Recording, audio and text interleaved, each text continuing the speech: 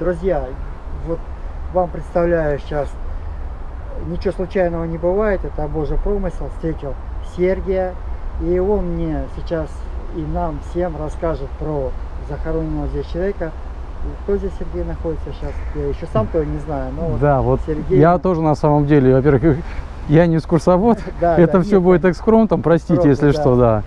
Вот, ну вот я тоже недавно узнал про этого человека, военного, генерал-майор Александр Андреевич Лишин.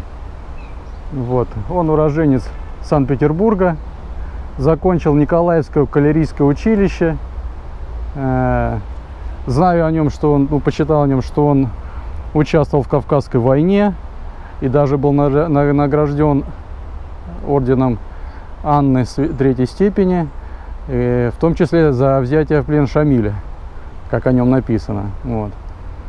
Ну, наверное, у него были еще и другие награды. Вот. Но известен еще чем, почему вот казаки тут почитают, что он после того, как уволился с военной службы, он занялся историей Донского войска. И, между прочим, издал трехтомный труд вот по истории Донского войска. Поэтому я труд этот не читал, узнал об этом действительно недавно, но внес свой вклад он и в историю, в том числе и казачество. Вот. Я думаю, что замечательный человек, он и воин, и надо помнить, знать. Поэтому надо проходить, вот, хотя бы за них. Что им сейчас главное? Молитва наша нужна. Вот. И, Сергей, я задам тебе еще один вопрос. Мы до конца, ты как бы начал отвечать, и потом не завершил его. Вот сейчас такой животрепещущий, да, он, можно сказать, ну, у всех людей, которые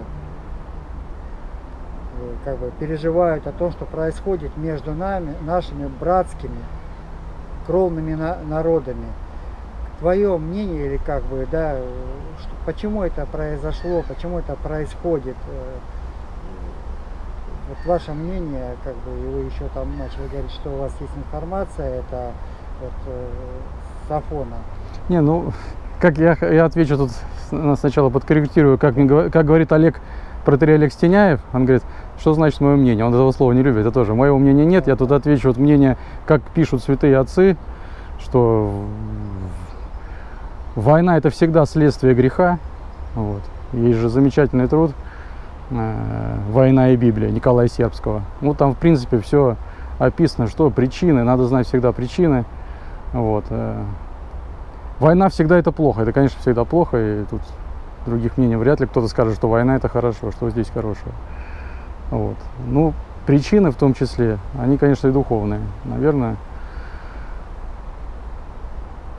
это, наверное, будет даже основная причина, которая вот привела к тому сейчас, что действительно это...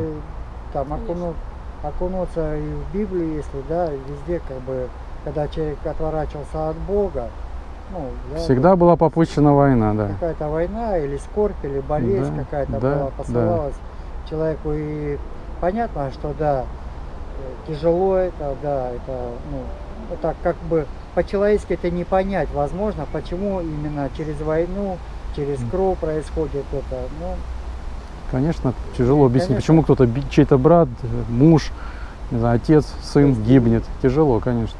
Я думаю, что вот наша задача основная это не подкидывать, как говорится, дрова в огонь, когда начинается там вот, на просторах интернета, там хохлы, мы их обзываем.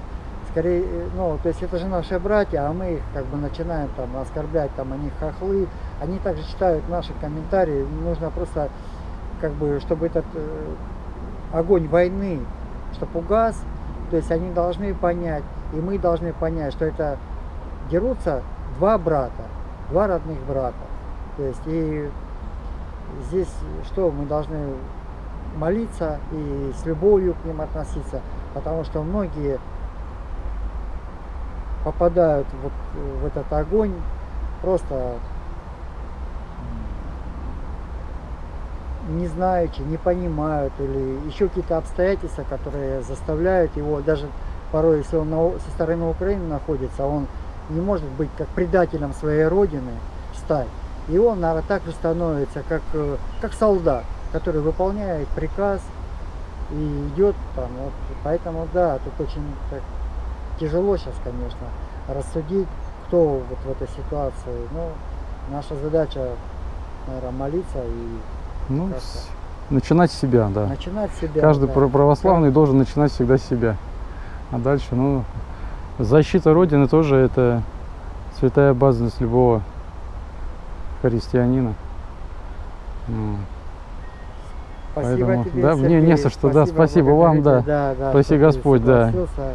Очень Я мало что знаю, вот, но все равно понемножку, Да. по крупице мы многое тут тоже никто ничего не знает, но вот так же добываем понемногу эту Да. информацию, это пища духовная, и стараемся. ну, то, что помнить, знать, почитать надо, Да. это да. Историю знать надо, героев своих надо знать, почитать их. Тут действительно по нашему Никольскому кладбищу можно изучать историю на самом деле.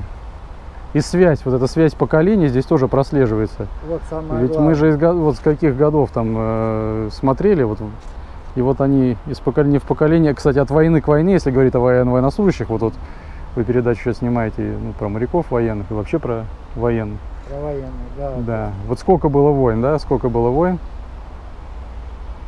от войны к войне. И всегда на протяжении всей истории русский солдат, он никогда не был завоевателем. Русский Да. солдат – это освободитель. Это даже в Германии, где стоит солдат с ребенком и с мечом, я не знаю, ну а что его не снесли, вот, я не помню, в Германии вот, солдату, русскому солдату памятник высокий. Поэтому